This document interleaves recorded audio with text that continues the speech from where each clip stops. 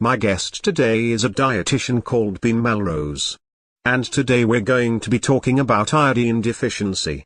And some of the medical consequences of that. Then iodine is a trace element that is found in many foods. Why do some people not get enough? Well, in some parts of the world, this is an endemic problem and it's not a question of dietary choice.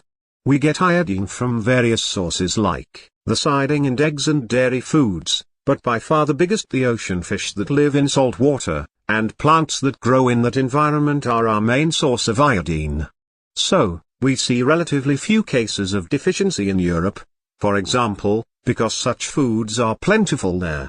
But elsewhere, typically in the middle of large continents, it's a different story there. People simply don't have access to sources of natural iodine. Obviously, poor people in those regions are most likely to suffer deficiencies, but everyone's affected to some degree and the consequence. Use of iodine deficiency can be quite serious, I imagine.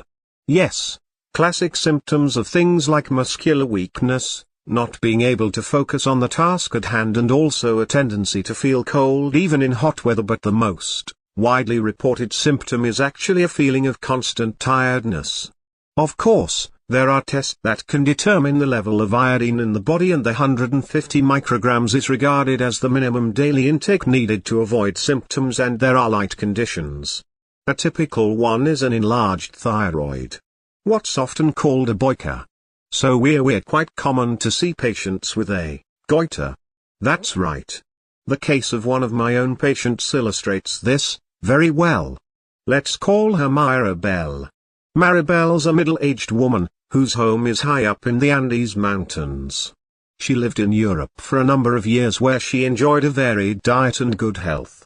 When she and her husband went back to their native country, however, they were turned to her region and tended to revert to the local cuisine, which is lacking in iodine, as they hadn't suffered any of the symptoms of iodine deficiency before they left for Europe. They didn't feel any particular need to worry about their diet now, but I believe she developed a greater. Well, what happened was, she started to have problems sleeping. She'd wake up in the middle of the night, but discomfort her legs, and then, she started to get a sore throat. At first assumed it was flu, but the symptoms persisted. Then one day she knows the slight swelling on her neck. The first, you can't believe it. The family were eating lots of river fish fruit. So a diet that was healthy enough in many ways, but crucially lacking in 4. Knowing this, she'd been taking multivitamins since her return. So was initially skeptical, until a test confirmed was the cause. So were you able to help Maribel? I was able to work out a diet for Maribel that made the most of the natural sources of iodine that were available to her. I also encourage her to eat Brazil nuts. These are a good source of selenium, which actually helps the body to absorb finding, which is present in other foods. I also advised her to steer clear of certain processed foods like bread made with flour improver, because these actually impede the body's ability to absorb iodine. I left it up to her whether or not she continued with the multivitamins. So what conclusions do you draw from Maribel's case? But it made me think was that millions of people on this planet must be existing on the brink of iodine deficiency. And that's a cause for concern, like Maribel when you're young, but he can cope, but this takes its toll with time. Enough thought I had was, did Maribel become more susceptible to the effects of iodine deficiency as a result of the iodine-rich diet she'd enjoyed in Europe? I couldn't say, but that certainly seems to warrant further study. Next topic is about surgery for condition called Dupuytren's contracture, with a particular reference to a case I treated recently. Dupuytren's was first described by a French physician of that name in 1834. It's a condition in which one finger becomes increasingly flexed position. The first sign is a formation of small hard nodules in the palm of the hand.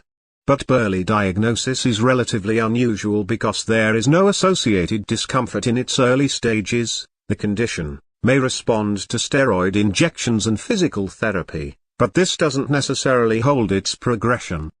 The affected finger often becomes increasingly band and can no longer be straightened, but patients tend to present with the condition only when manual dexterity is compromised, by which time surgical intervention is indicated. My patient, let's call him Eric, presented with quite an advanced case of Dupuytren's affecting the little finger of his right hand, a relatively common site for the condition, although a physical examination revealed that he was also developing the first sign in the thumb on the same office worker, who used to keyboard regularly. There isn't very much published so far on the cause of the condition or what might exacerbate the symptoms, but the digital age doesn't appear to have resulted in an exponential rise in the number of cases reported.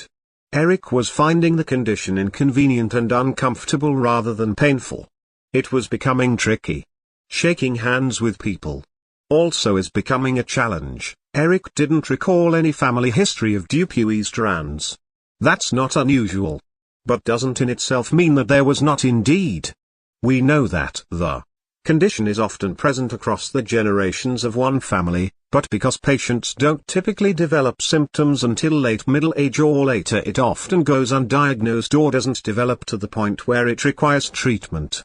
Mild symptoms are often attributed small dots writers or the general effects of aging and wear and tear, nor did Eric report any of the other associated risk factors, such as smoking, diabetes or low body mass index. It's worth noting, however, that he was of classic Northern European appearance, tall and fair-skinned. And Dupuytren's is known to be much more common amongst Northern Europeans than in other populations. Eric's space, the condition had progressed to the point where surgery was indicated. It was clear to me that what was required was a fasciotomy to straighten the finger. Eric had some misgivings about this as he heard about less invasive treatment options, but I explained to him that taking into account the extent of development of the diseased tissue and the specific site, this was the only option, and he agreed to go ahead with the procedure. Fortunately, Eric was generally in good health, was taking no medication for other conditions, and had no concerns or negative history relating to general anesthetic. This was much the preferred option. 9:26 a.m. After the procedure, Eric was using a sling and pillows at night to hold the wound side high up, and so prevent a build-up of fluids. I'd explained that wearing a sling when out and about also provides a degree of general protection. It's a remarkably effective way of signaling to other people to keep their distance, as the hand is very sensitive to knocks, but actually he'd taken plenty I'm at work. So this hasn't been a problem for him, not show, however, that the sutures hadn't all fully dissolved after surgery, and that this had been a source of discomfort, worried that there was an infection. He consulted a nurse who had removed them and also taken the opportunity to exercise some excess scar tissue, which had formed at the site. I reassured him that this was by no means unusual and wasn't the cause for concern. I was pleased to say that when he returned for the final consultation, Eric's wound had generally healed. Well, that is the case with explanation. And our first consultation about the treatment and recuperation period. It entirely underestimated the impact of the surgery on his daily life and how long the disruption would continue. That said, his finger is now much straighter. This treatment for Dupuytren's never completely straightens the finger nor restores full use, but he'd been aware of that from the outset and had no complaints on that score. So far, apart from the initial indications in his staff, there is no sign of recurrence. Although this is relatively common, especially over time. I reflected, however, that perhaps being very familiar with the condition and having performed this kind of surgery many times, I hadn't made it clear enough to Eric exactly what to expect after the surgery.